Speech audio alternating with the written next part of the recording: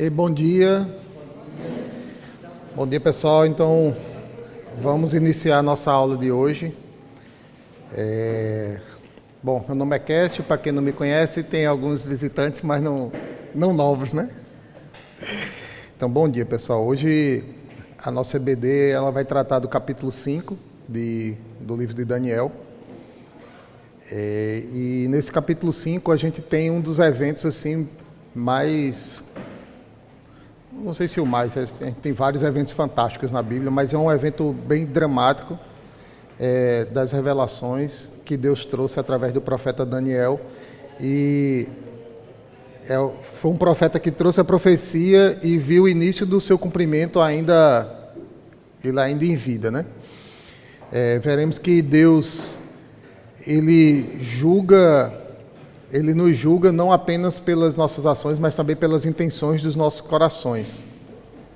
Recapitulando um pouco do que a gente já viu até agora, no capítulo 1 de Daniel, a gente tem a decisão do jovem Daniel e de seus companheiros de não se contaminar com as iguarias do rei e se submetendo como uma prova física, né, visível do que era a fé deles, a não comer nenhum tipo de proteína, nenhum tipo de bebida que vinha do banquete do rei, e eles comiam apenas vegetais. E mesmo assim, depois de 10 dias, eles se apresentavam mais saudáveis e com aparência melhor do que aqueles que tinham acesso a toda uma alimentação equilibrada, bem saudável, ou não, né? Não sei como é que era mas imagino que deveria ser uma dieta bem saudável. E disseram, não, a gente não vai comer dessas iguarias, a gente vai comer, me dá só vegetais e ver se depois de 10 dias eu vou estar com cara de fraco. Que era o receio do servo do rei, né? Ó, se você for achado fraco, eu vou ser punido, porque eu não cuidei de você. No capítulo 2, a gente tem o sonho, né, do rei, a estátua, e Daniel é o profeta que vai lá e consegue decifrar o sonho. E não somente decifrar o sonho, mas ele contou qual era o sonho ao rei.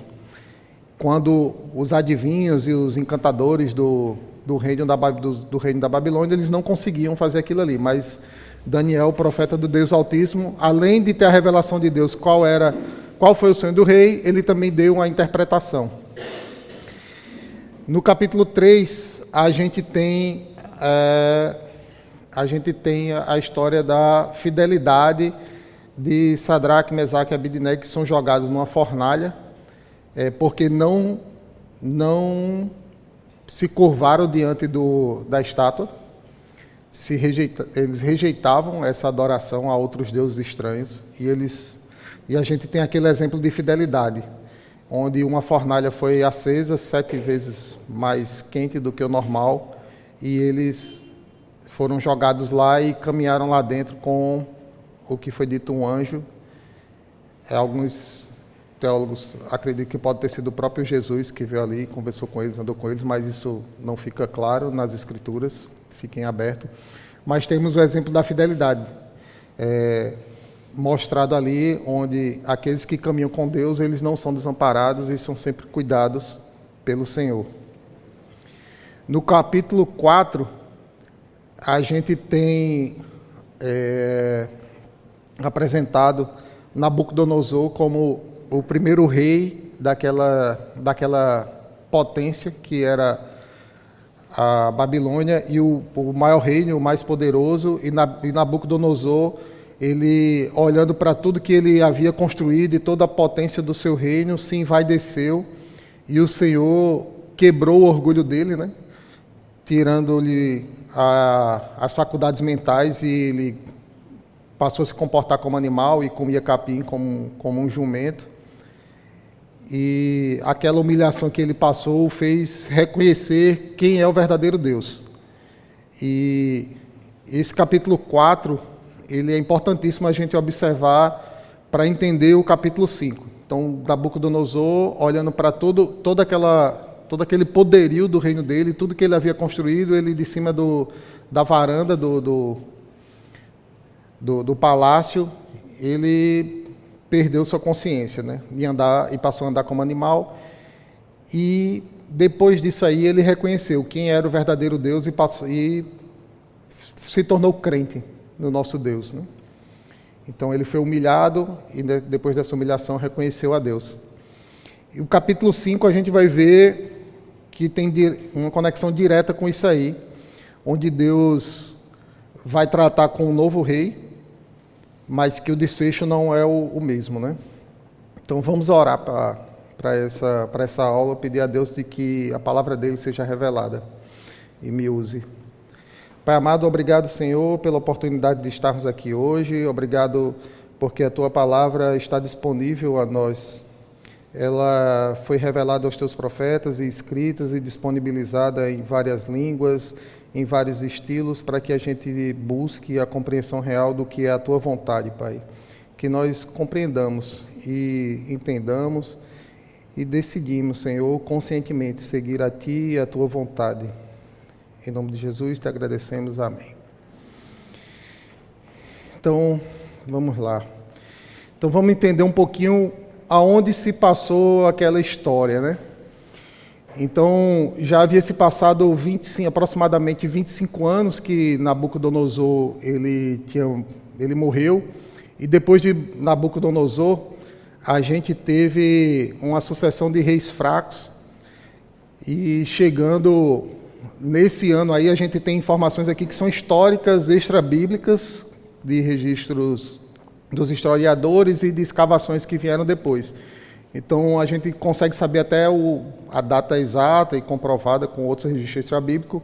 A queda da Babilônia ela aconteceu aí em 539 a.C., e tem algumas fontes que citam até a data exata, foi em outubro, se eu não me engano, dia 13 de outubro, e que aconteceu essa queda. E a gente tinha no governo da Babilônia o filho de Nabucodonosor e o filho dele, o filho de Nabucodonosor era o Nabonido, mas ele entrou em vários conflitos com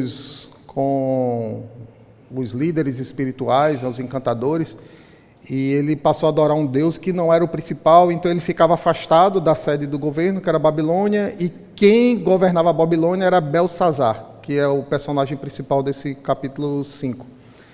E isso foi até uma controvérsia, assim, era apontado, como outros que são apontados, e depois os estudos atuais vão desmentindo os estudiosos, porque a Bíblia apontava o Belsazar como o rei, né? Na Bíblia está Belsazar como o governante, mas os historiadores tinham como fonte o Nabonido, né? Que é o filho de Nabucodonosor. E depois a humanidade, né? Encontrou as crônicas da Babilônia, e lá estava explicado que o Belsazar era o filho de Nabonido, que já era conhecido de outros registros extra-babilônicos, e que ele era o filho que ele era o governante na Babilônia. Então ele era um corregente com o pai. Então o que era apontado como uma falha da Bíblia, depois veio a ser a confirmação do registro bíblico. Assim, é fantástico. Assim, como a Bíblia ela é muito precisa, às vezes em alguns detalhes que às vezes a gente acha bem chato, né? Por que o cara fica dizendo o detalhe do detalhe, é o irmão, é o primo, é o pai, o filho do filho do filho? Mas esse detalhamento que os registros bíblicos trazem é o que permite, muitas vezes, a comprovação, né? Como esse caso aqui do Belsazar, que parecia ser um erro, e depois se mostrou como uma prova da exatidão bíblica, né? Então, a gente tem essa figura Belsazar como sendo o governante da cidade da Babilônia, enquanto seu pai estava afastado porque ele não se dava bem com os encantadores do palácio. Um pouco de como que funcionava a cidade, né? A cidade era uma cidade fortificada. Será que eu consigo apontar aqui? Acho que sim. Aparece ali? Aparece. Pronto. Então, a cidade, ela era... Esse aqui é um esboço, né? Esse aqui eu pedi ajuda da IA, tá, pessoal, para fazer esse desenhozinho aqui. Esse aqui é um esboço da cidade, então a gente tem uma cidade fortificada com muros altíssimos e pela cidade passava o rio Eufrates. E a cidade tinha reservas de alimento para anos de alimentos, mais de 2 anos de alimento, com água, alimento e uma fortificação absurda, o que levava ao governante a achar que estava numa coisa que era intransponível, né? Ele não sofreria nenhum mal, porque ele tinha tudo. Ele tinha água, não ia passar sede, ele tinha alimento para anos, então ele estava seguro dentro daquela cidade ali, fortificada, e nada poderia lhe atingir. Então esse era o cenário. Então eu tinha exércitos ao redor da cidade, aqui os acampamentos aqui dos exércitos estrangeiros, mas dentro da cidade não tinha nada. Então, qual era a ideia dele? Não, pode ficar aí, você canse de ficar aí, espere sentado, como a gente diz, né? Espere sentado aí que daqui a pouco eu vou aí conversar com você, né? Na arrogância desse rei Belsazar. E Daniel, nessa época, ele já tinha sido esquecido, já tinha se passado em torno de 25 anos e Daniel já era um senhor idoso, por volta ali dos 80 anos. Então, esse era o cenário que a gente tinha. A gente tinha um rei principal que não ficava na sede do governo, ele estava afastado, ele estava em suas empreitadas, fora da sede do governo. O seu filho, Belsazar, era o corregente, que estava numa cidade extremamente fortificada, com recursos abundantes, considerado por ele intransponível nessa cidade, super confortável. E Daniel, o profeta que havia sido governante junto com o avô dele, junto com o avô do Belsazar, já era um senhor idoso e já tinha sido até esquecido. Então, todos aqueles feitos que Deus tinha operado no meio da Babilônia já estava até esquecido. Em pouco tempo, né? Em pouco tempo. 25 anos não é tanto tempo assim. Então, esse era o cenário. Então, eu vou pedir a ajuda de vocês agora, alguém para ler Daniel do capítulo 5, versículo 1 ao versículo 4, para a gente começar a entender um pouquinho melhor a nossa história. Então, imagina só o cenário assim. Eu tinha uma cidade arrodeada por um exército inimigo, que estavam os medos e os persas, e o cara numa confiança absurda de que assim, ele estava extremamente seguro, e no ápice da sua arrogância, junto com seus oficiais, militares e nobres, ele dá uma festa para 1000 pessoas. Era muita confiança naquele poder que ele tinha, né? Não sendo pouco esse nível de arrogância dele, ele ainda tem uma atitude que não foi uma atitude de um mero bêbado, um cara que estava embriagado, sob efeito de álcool. Ele, ainda que não tivesse mergulhado e tivesse conhecido a profundo, mas certamente ele escutou a história do avô dele. Certamente ele sabia, ele deve ter ouvido, né, e ter sido ensinado sobre as profecias que foram reveladas a Nabucodonosor. E aí ele, num ato de mais arrogância ainda, querendo demonstrar superioridade dos seus deuses, né, é a inferência nossa, né, de seus deuses em cima do Deus de Daniel, ele comete a blasfêmia, né? Ele pega objetos do templo de Israel e manda trazer aqueles objetos, as taças e os objetos, e ele começa a brindar e beber com aquelas taças em honraria aos seus deuses, aos seus próprios deuses. E Deus, a gente vai ver que ele não vai esperar muito tempo para agir diante de tamanha blasfêmia, de tamanha arrogância, né? Porque fica uma pergunta, né, para a gente assim, por que alguém faria uma festa dessas com o inimigo acampando ao lado de fora, né? Tá do lado de fora, o que leva uma pessoa...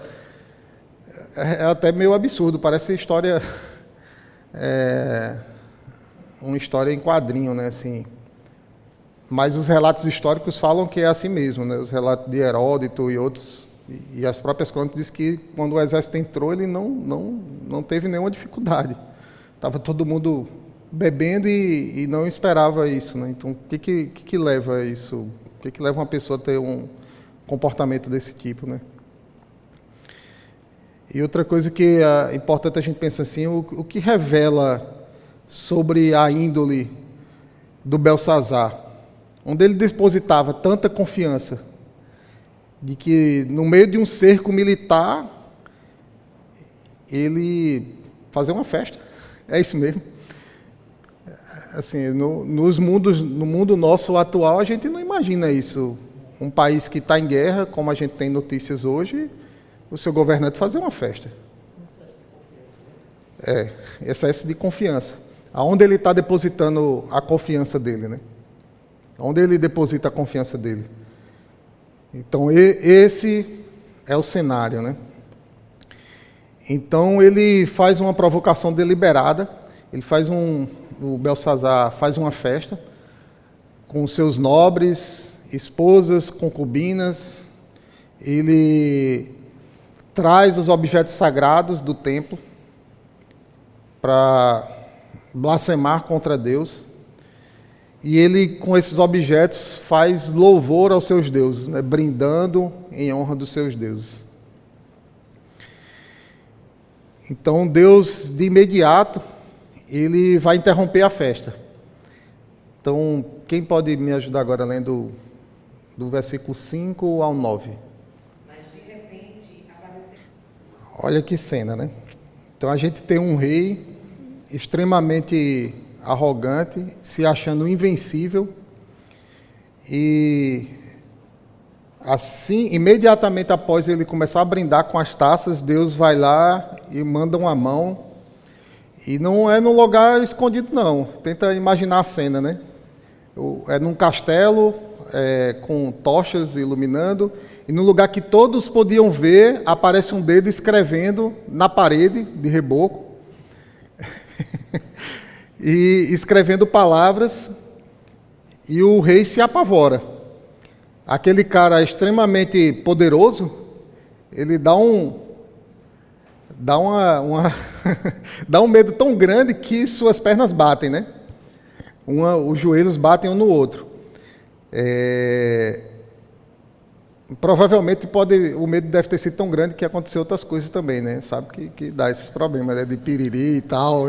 Deu aquela... Ele realmente estremeceu e não era para menos. Deus havia interrompido a festa dele com um feito desse assim fantástico, né? Os milagres muitas vezes a gente não percebe. Porque Deus usa de coisas que estão no nosso mundo para operar um milagre, mas nesse caso era fantástico, era uma mão que escrevia na parede.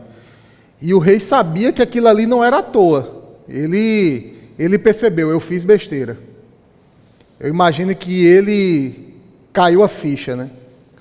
Na hora que ele viu uma mão escrevendo na parede, depois de ele ter usado os utensílios de Deus, que veio trazido pelo seu avô, ele fez, agora eu fiz besteira. Chama os sábios, chama os encantadores, chama qualquer um, e esse que decifrar essas palavras que foram escritas vai ser o terceiro no reino.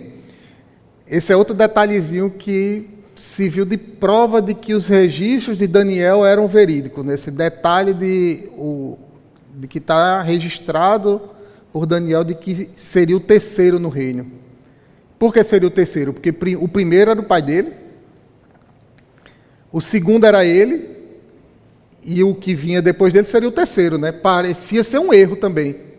Os críticos literários da Bíblia apontavam isso como um erro, né? E aí é fantástico, como assim, a gente não tem que tentar eu aprendi isso, né? Quando eu não entender alguma coisa na Bíblia, está faltando conhecimento a mim, não é na Bíblia não. A Bíblia ela já se provou várias vezes de que ela é extremamente correta. Então esses detalhes que a gente não entende hoje, a gente vai entender. Se não der tempo antes da vinda de Jesus, certamente depois a gente, como é que era aquilo mesmo? Ele vai explicar bem direitinho, mas está tudo certinho, pessoal. Assim, é fantástico isso. Desculpa o parênteses aí, mas é que realmente me chama a atenção essas coisas, como a Bíblia vai se provando correta. Então, o rei amedrontado, ele, diante daquele cenário, toda aquela sua empáfia, toda aquela sua arrogância, toda aquela sua certeza de segurança, ela se desfaz. Ele pede auxílio aos seus encantadores, promete a eles uma posição de honra de ser o terceiro depois do rei, vestido com a roupa em vermelho, que a cor vermelha, acho que todo mundo que a gente conhece da história, é a mais difícil de ser conseguida, né, naturalmente. E então, vestido numa roupa vermelha, colocado no colar de ouro e declarado para todo mundo, esse aqui é o terceiro no reino, é o que manda mais depois do rei. E a gente vê, depois que chamam os sacerdotes e esses encantadores, eles não conseguem decifrar, a gente vê acontecer de novo o fato de que aqueles sacerdotes, aqueles ditos profetas, encantadores, que não têm parte com o Senhor, eles não trazem a verdade. Eles fracassam mais uma vez. Essa é a terceira vez no livro de Daniel em que esse grupo fracassa. E diante do fracasso, e ainda com o desespero do rei, surge a rainha, provavelmente, só no texto, a gente vai ler do 10 ao 17, a rainha era a rainha mãe, que ou era a esposa ainda, talvez a rainha mãe já é bem idosa, a esposa do Nabucodonosor, ou do pai do Belsazar.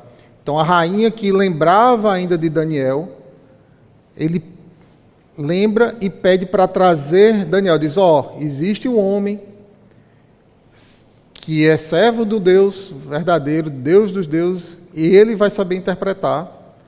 Traz ele aqui. Então, eu vou pedir ajuda mais uma vez para alguém ler Daniel 5, do 10 ao 17.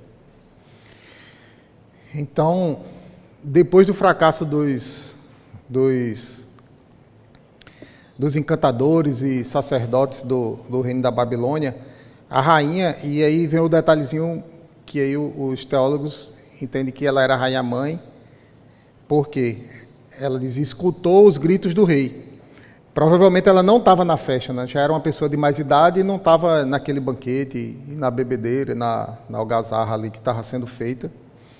E ela, ouvindo aquele desespero, ela lembrou-se de que Daniel, o servo do Deus Altíssimo, estava lá. E ele, sim, era um profeta de verdade. E quando Daniel chega, o Belsazar confirma a identidade de Daniel e oferece a Daniel toda aquela honraria que ele tinha oferecido aos seus sacerdotes. E Daniel, mais uma vez, ele mostra a sua integridade tal qual era quando jovem. A mesma integridade de Daniel, o mesmo desejo de fazer a vontade de Deus que a gente viu lá no primeiro capítulo. Daniel, de pronto, apresenta ao rei aquela mesma integridade. Pode ficar com seus presentes aí, não me interessa esse presente não. Fica com eles aí que não é isso não. Teve um comentário que eu li que diz assim, Daniel profeta já sabia até da queda, porque era a continuidade da profecia que ele tinha revelado lá atrás, né? Até diz assim, Daniel ia aceitar aquela honraria até para quê? Até humanamente falando, para quê? Se ele sabia que o império ia cair. Então, Daniel diz, não, pode ficar com seus presentes, suas honrarias, não me interessa nada disso não, mas eu vou ler o que está escrito nessa parede e eu vou te dizer qual é o significado disso aí. Então, a gente tem a rainha, que lembra de Daniel. Daniel, ele recusa a recompensa, mas vai apresentar ao rei o significado daquelas palavras. É interessante notar aqui o que às vezes acontece com a gente, né? Daniel tinha sido esquecido. Naquele espaço de 25 anos ali aproximadamente, ele tinha sido esquecido. E às vezes a gente pode cair também nessa falha, né? De esquecer aqueles homens de Deus que nos ensinaram, que nos traz a palavra do Senhor, e que podem cair no esquecimento. Então serve de também um alerta para a gente ter cuidado com aqueles nossos irmãos que já estão com o corpo mais cansado, mas que o Senhor ainda pode usá-los plenamente. Isso depende da vontade do Senhor, que a gente não caia nesse erro, né? Que os babilônicos caíram de esquecer os sábios, né? Mas esse esquecimento pela história dos homens é uma coisa recorrente, né? A gente tem que ter disciplina e cuidado para não esquecer, mas é um fato que seremos esquecidos também, né? Aconteceu com José, aconteceu com Daniel, vai acontecer com a gente, mas que a gente seja zeloso no cuidado para não esquecer dos que vieram antes da gente. Então, vem agora a interpretação de Daniel, né? E naquelas palavras que tem lá, até transcrevi ali, Mene, Mene, Tekel e Parsim, né? Mene, Mene, Tekel e Parsim. Se a gente for traduzir, eram palavras conhecidas. Assim, eram palavras da língua aramaica, que era a língua deles. Só que elas significam, as palavras traduzindo para o português, que aí eu vou ter que fazer a tradução da tradução, seria mina, ciclo e meia mina. Eram unidades de medida, né? Não era que eram palavras angelicais, eram palavras do aramaico, mas elas não tinham contexto, então não conseguiam interpretar. Então, mina é a unidade de medida, uma unidade de peso, de massa, né, para ser mais preciso com os vestibulandos aí. Já começaram a rir ali, ó. Então, eram unidades de medida que eram apresentadas, repetida a mene, para enfatizar, e depois o siquel, que é um ciclo, que é outra unidade de medida. Às vezes a gente vê um ciclo de prata, um ciclo de ouro em outras passagens da Bíblia, e depois uma meia mina, né? Então, assim, o que isso significa? Que charada é essa, né? E Daniel vai interpretar, mas antes de interpretar, Daniel ele vai falar ao rei. Então, para que não fique só eu parafraseando aqui, vamos ler a palavra do Senhor. Daniel, capítulo 5, do 18 ao 28. Por favor, alguém. Isso. Pronto. Então, nesse trecho a gente vê Daniel, já depois de ter dado uma freada no rei, disse, pode ficar com tuas honrarias e eu vou ler o que significa esses escritos. Então, Daniel prega ao rei, ele faz um sermão ao rei, expondo a história do seu antecessor, colocando para ele bem claro, o cara era o teu avô. Ele mandava e desmantava, matava quem queria matar, honrava quem queria honrar. A ele foi dado todo esse poder. O poder constituído por Deus, o Deus que institui reis e destitui reis. Então, Daniel relembra isso a ele e diz assim, como quem diz assim, ele era o cara. E quando ele se orgulhou, e Daniel continua e faz uma releitura do que está lá no capítulo 4, né? Quando o rei se achou orgulhoso, Deus foi lá e o humilhou.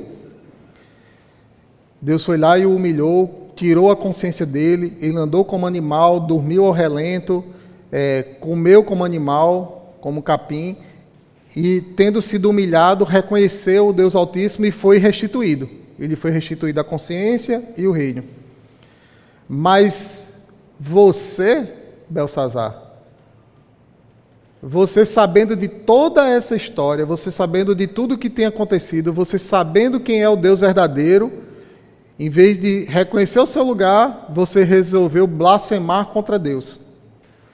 Você, num ato deliberado, consciente, você toma os objetos sagrados e me afronta.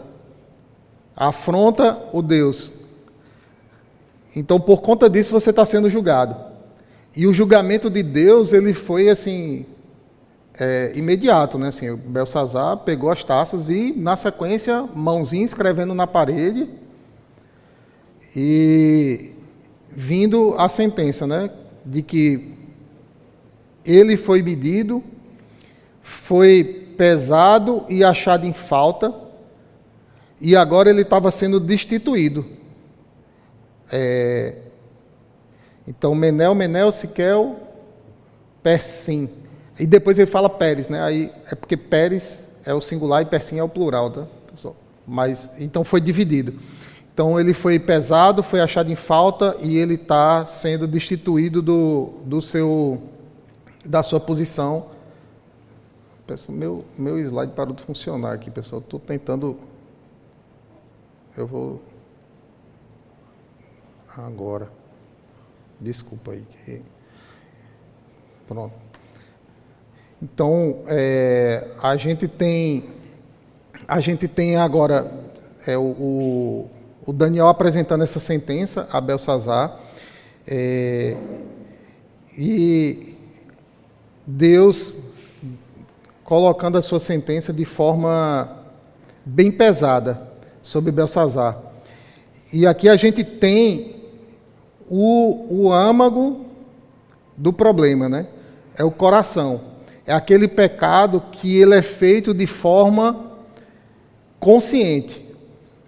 É o pecado que você, sabendo qual é o certo, você escolhe deliberadamente se opor contra Deus. O Nabucodonosor, ele ainda não conhecia Deus.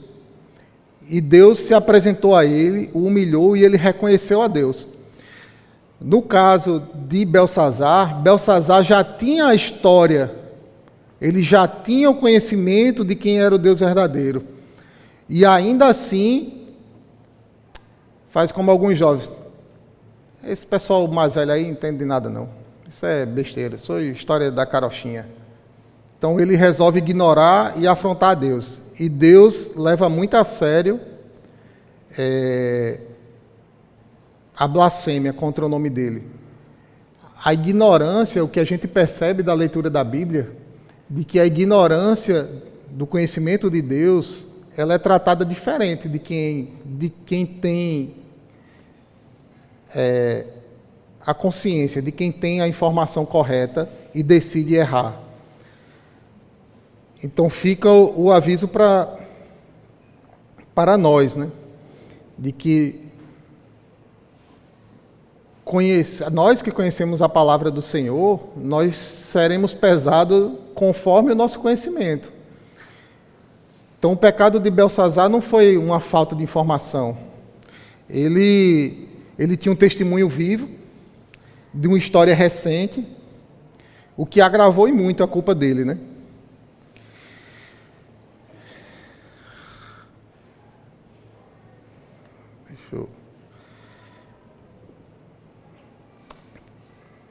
Neeme, Deus contou os seus dias, os dias do teu reinado. Tequel, relembrando, né? Foi pesado e foste na balança e achado em falta. E Pérez, o teu reino foi dividido e entregue aos medos e os persas. E agora vem o desfecho, né? Depois de decretado a sentença, o que aconteceu? Vamos ler agora os últimos versículos, do 29 ao 31. Muito, para que a primeira etapa da profecia da estátua ela se cumprisse, né? Diante daquele ato de arrogância suprema de Belsazar, Deus manda a sua sentença, deixa o réu ciente de qual foi o seu culpado. Se ele tinha alguma dúvida, Daniel foi lá e expôs para ele assim, olha aqui o tamanho da tua culpa. E Belsazar, o caba que arrogante, mas ele ainda cumpriu com a sua palavra, né? Ainda deu tempo disso aí, né? Ele cumpriu com a sua promessa e proclama Daniel o terceiro no reino, né? Aquele errinho, entre aspas, que hoje se comprova correto. Então, Daniel o terceiro do reino, mas aquele gesto era um gesto que não tinha sentido, e Daniel tinha consciência disso, né?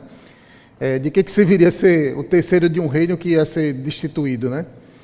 Então, as honras humanas, aquelas honrarias todas que Daniel estava recebendo, não ia alterar o juízo que Deus já tinha decidido, né?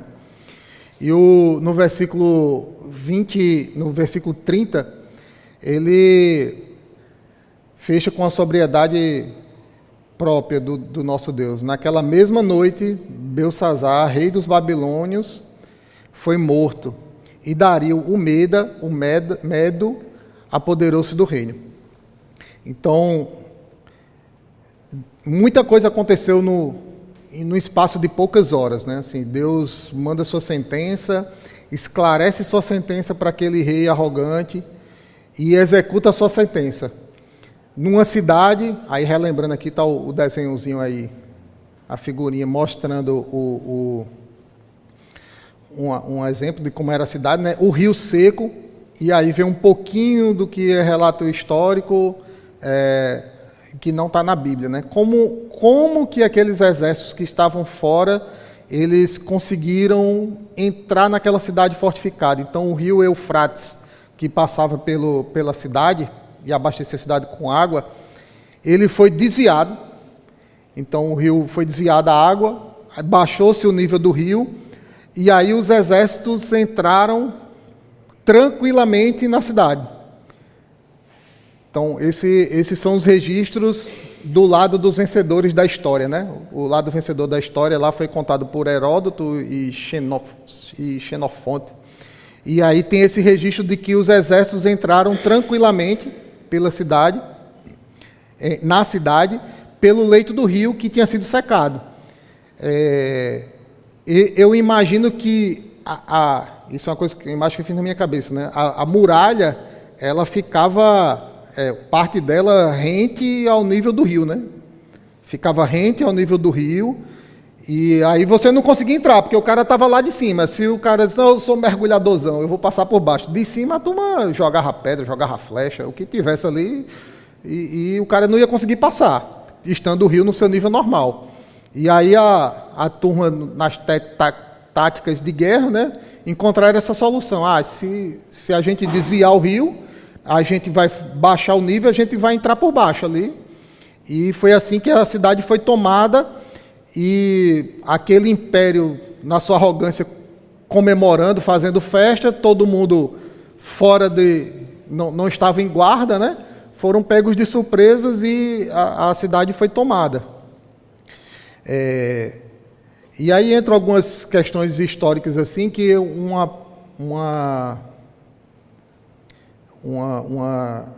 nome do rei, do Dario, né, o Medo, não é aquele Dario, outro famoso, né? E aí alguns historiadores entendem que esse Dario, o Medo, que aparece na Bíblia, ele era o general, né? Que o nome do general até parece diferente, dependendo da fonte, né? Às vezes, Ugubaru ou Gobrias.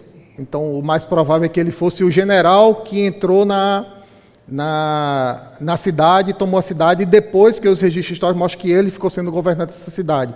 E Ciro, que a gente vai ver em outras passagens da Bíblia, né? Que foi ele que libertou depois os israelitas do cativeiro, autorizou a reconstrução do templo, e Ciro era o rei, né? E esse general foi quem tomou a cidade e passou a ser o governante da cidade. O nome histórico que a gente tem nos registros extrabíblicos, Ugubaru ou Gobrias, né? Um desses dois nomes aí. Então, esse foi o cenário e o desfecho da história de Belsazar e da história da cabeça de ouro. Aquele reinado majestoso, ele estava sendo substituído pela segunda parte da profecia da estátua que Daniel tinha explicado lá para Nabucodonosor. E nessa etapa da história, a gente já começa a ver um padrão que Deus vai usando na história e que a gente começa a ver agora no início de Daniel e mais para frente, como é que chama agora quando dizem que vai acontecer depois, é o spoiler. O spoiler do capítulo 7 e capítulo 8.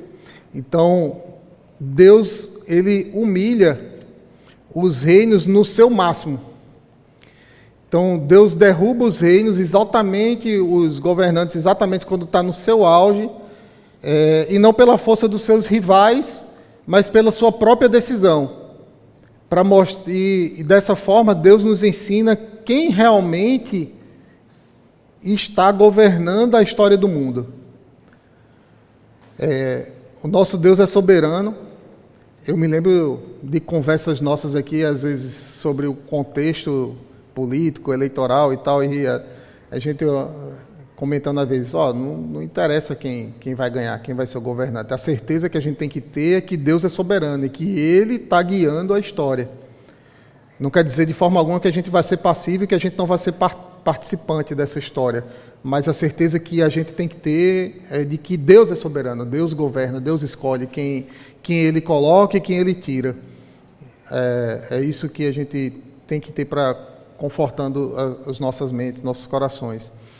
Então, Deus derruba os reinos exatamente no seu auge, e não pela força de si, mas pela própria decisão soberana. Nabucodonosor... desculpa. Ele foi lá... não tinha pensado por isso, mas é possível. Que ele tivesse tentado manipular o decreto de Deus. É possível, é possível. Eu diria até que provável, né? Se você sabe que vai acontecer alguma coisa de ruim e você não faz nada, você é um irresponsável, né? Não me parecia ser o caso do Nabucodonosor, né? Talvez do neto, né? O neto já era mais arrogante, aquela coisa, filhinho de papai, nunca enfrentou a dificuldade mesmo. O pai dele que ia para a guerra, ele ficava lá de boa, no palácio. Talvez o neto fosse mais tranquilão. Mas o Nabucodonosor, acho que ele fez isso. Opa, peraí, vou fortificar mais minha cidade. Só para citar, a história conta que os muros da Babilônia passavam-se carruagens por cima. Isso. Então não é uma paredinha. Não, era Então, para secar o rio, porque você pode pensar, vamos mergulhar todo mundo, mas são 15 metros para atravessar, tinha que secar. Aham. Tinha que diminuir o volume já. E a engenharia foi grande, né? Assim, para desviar um rio caudaloso como esse, assim. E pensando agora que eu falei que é um filhinho de papai, devia ser um filhinho de papai mesmo, né? Porque, poxa, tá me cercando, eu tenho que pelo menos olhar o que os caras estão aprontando, né? Devia ser um irresponsável mesmo, esse Belsazar, e arrogante, né? Achando que... Porque o cara desviou um rio, poxa, não é uma obra simples desviar um rio, né? Bom... Então Deus, recapitulando aí a obra de Deus, Deus derrubou Nabucodonosor de cima do palácio, ele contemplando toda essa obra, possivelmente isso já estava em curso, né, Sérgio? Assim, olha, ele contemplando e se admirando, olha tudo que eu construí, olha o palácio que eu tenho, olha a expansão do meu reino, olha o que eu tenho de suprimento, de água, de exército, e ele cai de cima do terraço como um animal, né? O Belsazar, no meio de sua própria festa, né, no ápice da sua arrogância, ele cai, né? Então, e depois a gente vai ver, não vou colocar aqui, a gente vai ver que a gente vai ter depois a queda do Império Medo-Persa, mais na frente, no livro de Daniel, e a gente vai ver também a queda de Alexandre, também, da Grécia, né, no caso. Teve os Medo-Persas, a Grécia, e todos vão caindo. A gente agora, na profecia, a gente está nas pernas, né? Já chegando nos pés, está caminhando a profecia, né? Tá nos pés, nos dedinhos ali, tá chegando. Não duvido, não. Vai chegar. Então, esse padrão que foi apresentado, Deus já tinha anunciado lá em Daniel 2:21, né? Então, vou reler aqui. É Ele quem muda as épocas e as estações, destrona reis e os estabelece. Então, quando Daniel apresenta sua profecia, ele já deixa claro que assim, vão ter reinos, vão ter pessoas poderosas do ponto de vista humano, mas quem coloca essa pessoa lá, quem coloca esse reino, quem estabelece e quem destrói é o próprio Deus. Então, tem nações poderosas hoje? Tem. Mas só me traz a certeza de que assim, está no plano de Deus. O que hoje é forte, amanhã pode ser pequeno. E aí vem um pouco, Sérgio, do que a gente estava conversando, assim, onde eu coloco minha segurança, né? Assim, a nossa visão é limitada e o que a gente tem de prenúncio do que vai acontecer é a palavra de Deus, né? Então, nenhuma muralha, o patrimônio, o cargo, ou juventude, ou força, nos torna mais seguros diante de Deus. A segurança verdadeira, ela só provém do Senhor. Se eu errar, me corrija, para não ser um erro teológico. Acho que é em Deuteronômio que fala assim, que a gente não deve achar que a gente conquistou riqueza pela nossa própria força, porque é o Senhor que nos dá a força. Então, a gente tem certamente que fazer nossa parte, não é para a gente ser negligente, a gente tem que trabalhar, tem que se esforçar, mas tem em mente de que aquilo que a gente conquista vem do Senhor e não da minha própria força, porque da forma como ele fez com Nabucodonosor e ele ficou, não sei qual seria o termo, até médico, o cara que perdeu a consciência, louco, né? Ficou louco, achando que era um animal. O que impede de acontecer com a gente? Tem pessoas hoje que tá em moda, né? Tem gente hoje que acha que é bicho, né? Tá uma moda nova desse negócio aí, misericórdia, viu?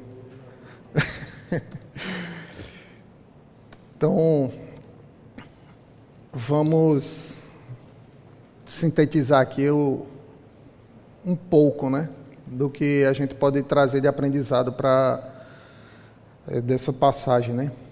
Então, o primeiro ponto que eu separei aqui é que a arrogância ela precede a queda, né? Lá em Provérbios também diz isso, né? Que o orgulho vem antes da destruição, o espírito altivo antes da queda. Então, a Bíblia ela tem esse aspecto, né? Ela é recorrente, né? É o que a gente chama hoje de aprendizado em espiral. Ela dá o exemplo e depois repete com outro exemplo, para que a gente aprenda e não fique dúvida. Então, a arrogância precede a queda. Quando agimos com autossuficiência, ignoramos que nossa dependência vem de Deus, a gente fica vulnerável e achando que nossas forças vão nos sustentar. E aí a gente começa a se afastar de Deus. É um perigo. Achar que a gente pode confiar no que a gente consegue ajuntar. Hoje, mais cedo, a gente teve uma conversa e foi citado isso, assim, rapaz, eu posso ter minha reserva, mas eu posso perder de uma hora para outra. Eu posso perder minha reserva financeira, eu posso perder minha saúde. Então, a gente não pode ser arrogante. O outro aspecto que a gente traz é que Deus vai pesar a intenção do nosso coração, não só o que a gente faz. Quando eu estava lendo isso aqui, eu lembrei do Senhor explicando a lei, né, para os seus discípulos, né? Quando ele diz assim, ouviste o que foi dito, não adulterarás. Aí o Senhor vai lá e explica, ó, não é só o ato, é a intenção do seu coração. Ouviste o que foi dito, não matarás. E aí o Senhor vai lá e explica, ó, não é o ato só de matar, é o que vem antes, é o que está no coração, é a tua intenção. Então, a gente é pesado não só pelos atos, né? E de outras palavras que eu ouvi, é interessante que ouvi uma explicação de um pastor pregando que nós buscamos a ortodoxia e não a ortopraxia. Eu falei, rapaz, que palavra bonita, né? Então, a ortodoxia é o entendimento correto da palavra e a ortopraxia seria a prática, né? Então, nós cristãos buscamos a ortodoxia, a gente busca o que é correto e não a prática correta, não são os atos, não são os rituais que vão definir se eu estou certo ou errado, mas a intenção do meu coração é a correta interpretação da palavra do Senhor que faz a diferença e não a prática correta, se eu venho para o culto de manhã, de tarde, o culto de oração, se eu batizei, se aquilo não for verdadeiro em nossos corações, são atos vazios, né? Tem algumas denominações que entendem que o ato, nós batistas não seguimos essa linha, né? De como é que chama esse? É o batismo, o casamento, como é que chama? O sacramento, né? Que o ato em si, assim, o sacramento seria a manifestação física de um ato de fé. Mas algumas denominações colocam que esse ato em si, ele é por si só eficaz. Então, independente de como acontece do ponto de vista do íntimo, né? Então, se você é batizado, ainda que você não creia realmente em Deus, que não tenha entendido o sacrifício de Jesus, que morreu por nós na cruz, aquele ato de batismo por si só ele é válido e satisfatório. Não é esse o entendimento que a gente tem. Importa a gente entender a palavra do Senhor para depois ser batizado. E assim com os demais sacramentos também, se é que... Entendendo a palavra só como uma tradução do ato, né? A representação física do que seria a nossa fé. A gente nem usa esse termo sacramento, né? Até porque ele tem um contexto... Essa ideia de que o ato vale por si, tá? Não vale. Então, Deus pesa os nossos corações. A gente tem outro provérbio aqui, todos os caminhos do homem lhe parecem puros, mas o Senhor avalia o espírito. Está lá em Provérbios 16, versículo 2. Esse pesar é um lembrete de Deus. Então, o tekel que foste pesado é um lembrete de Deus para a gente. Nenhum muro vai me proteger do juízo de Deus. Não. E nesse muro aí pode colocar qualquer coisa que você queira. Suas boas obras, seu dinheiro, seu plano de saúde, sei lá, sua profissão. Não tem nada que a gente possa fazer que vá me proteger do juízo do Senhor. Só tem uma coisa que livra a minha barra perante o Senhor, né? É o sacrifício de Jesus. Não tem nenhum outro, assim. Toda vez que eu for pesado, eu tô mal. A minha balança vai pesar para o lado que não é bom para mim, não. Então, toda vez Senhor, bota Jesus aí, que se não for Ele, se não for o entendimento correto de que o Deus Altíssimo mandou o seu Filho para morrer em meu lugar, essa consciência, essa certeza e a vontade de obedecê-lo, de nada vai servir nada que eu faça. Quando a outra vez que eu ouvi uma pregação, assim, a gente traduz a Bíblia hoje e busca palavras mais suaves, né? Mas eu ouvi um tradutor bíblico, às vezes, comentando que nos textos originais as palavras nem são tão suaves, não. Às vezes Deus e o profeta escreve de forma bem direta, né? E com relação a isso das nossas obras, o que a gente pode fazer, Deus diz que nossas obras são como panos de imundície, né? E aí, os panos de imundície são palavras suaves, né? São palavras suaves para o que a gente trata hoje como absorvente. Mas imagina que no passado não tinha absorvente, era um pano normal que as mulheres usavam para conter o sangramento. E assim, eu fiquei pensando, falei, caramba, pano de imundície, se eu fizer, é uma coisa necessária e uma coisa útil, mas está longe de ser uma coisa nobre, viu? Então, nossas boas obras diante de Deus, cara, é muito pesado isso, assim. Tudo que eu fizer de bonzinho na minha cabeça, assim, é útil, é necessário, mas, cara, não é grande coisa, não. Tá? É pesado, viu? Então, a gente vai ser pesado e não vai ter nenhuma boa obra nossa que consiga nos justificar. Só o sangue de Deus, o sangue de Jesus Cristo, que morreu em meu lugar, que vai aliviar minha barra diante do Senhor.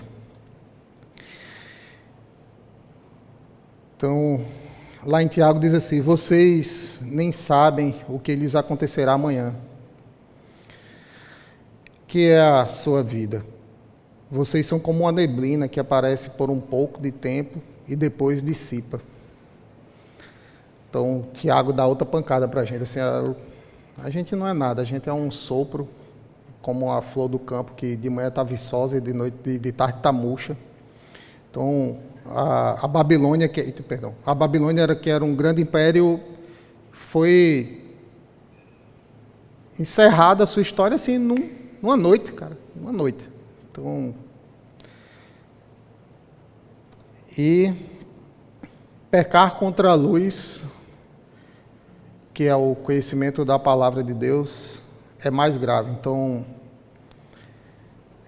nessa passagem, a gente vê que Belsazar, ele conhecia, tinha o testemunho das gerações anteriores e desprezou. Citando Daniel aqui, 5:22, né? Embora soubesses de tudo isso, Daniel lembra, embora você soubesse de tudo isso que aconteceu, você ainda assim afrontou o Senhor. Aqui cabe a reflexão para cada um de nós, né? Quem cresceu ouvindo a palavra, quem viu Deus agir na vida dos seus pais, dos avós, quem frequenta a igreja há anos, carrega mais responsabilidade, não menos. E a balança de Deus não encontra ninguém aprovado por mérito próprio. Lá em Romanos 3:23, assim, todos pecaram e todos estão destituídos da glória de Deus. Todos nós estamos em falta. Não há um sequer, né? O Evangelho de Deus, essa boa notícia de que Jesus Cristo viveu uma vida perfeita e foi aprovado diante do Pai, e foi morto, crucificado e ressuscitou pela perfeição de sua obra, é essa fé que nos salva, é essa fé que nos afasta da sentença de Deus.